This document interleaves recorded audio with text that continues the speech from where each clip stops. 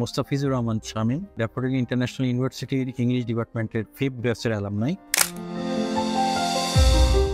এখন বর্তমানে আমি ধারমারা সরকারি কলেজে ইংরেজি বিভাগের বিভাগীয় প্রধান ও সহকারী অধ্যাপক হিসাবে কর্মরত আছি। আমার এখন যে পরিচয়টা সবচেয়ে বড় পরিচয় সেটা হলো আমি ড্যাফোডিলিয়ান। বিশ্ববিদ্যালয়ের যে আপনার শুরুটা এবং সেখান থেকে যে আপনার প্রফেশনাল লাইফে যে জার্নিটা আমাদের সাথে যদি আপনি একটু শেয়ার করেন আপনার সেই ট্রানজিশনটা। ইউনিভার্সিটিতে এসে আমরা নিজেকে তৈরি করার জন্য শুধু পড়াশোনার ভেতরেই ছিলাম না, আমরা চেষ্টা করেছি এক্সট্রা ক্যারিকুলার অ্যাক্টিভিটিসকে গুরুত্ব দেওয়ার, পড়াশোনার পাশাপাশি সেগুলোকে। কারণ এক্সট্রা ক্যারিকুলার অ্যাক্টিভিটিসগুলো আমাদেরকে আরও সামনের দিকে এগিয়ে নিয়ে গিয়েছে এবং কমিউনিকেশন তৈরিতে সহায়তা করেছে। সব মিলে আসলে অ্যাজ এ সোশ্যাল উইং আমি মনে করি যে ইংলিশ লিটারেচারে পড়ে যদি আমরা এই ট্র্যাকে আসতে চাই, শিক্ষকতায় আসতে চাই, অথবা আমরা যে কোনো প্রফেশনে যাই না কেন, যে এই জায়গার থেকে মানে মোরালিটি এবং সোশ্যাল কমিউনিকেশনের যে ভিতটা তৈরি হয় এটা অনেক মজবুত। এবং আমি বিশ্বাস করি এটা অন্যান্য ডিপার্টমেন্টের স্টুডেন্টের চেয়ে আমাদের ডিপার্টমেন্টে মানে ইংলিশ ডিপার্টমেন্টের স্টুডেন্টরা আরও বেশি একটু অ্যাডভান্স লেভেলে থাকবে, এটাই স্বাভাবিক। আমাদের এই ক্যাম্পাসে এসে আপনার কেমন লাগছে?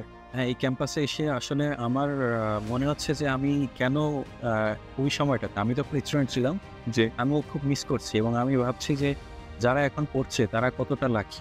মানে এই ধরনের এনভায়রনমেন্ট পেলে আমার মনে হয় যে আমি আরও কিছু করতে পারতাম। আপনার যে ক্যারিয়ারে এবং আপনি যে একজন শিক্ষক হিসেবে সফল, সেই ক্ষেত্রে ডিপার্টমেন্ট অফ ইংলিশ বা ড্যাফোডিল ইন্টারন্যাশনাল ইউনিভার্সিটির ইনফ্লুয়েন্স কতটুকু?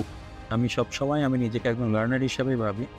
তো আমার শিক্ষকরা যাদের কাছ থেকে আমি পেয়েছি অনেক কিছু, যাদের কাছ থেকে আমি শিখেছি, সেই শিক্ষাটাই আমি আসলে এখন এক্সপ্লোর করছি।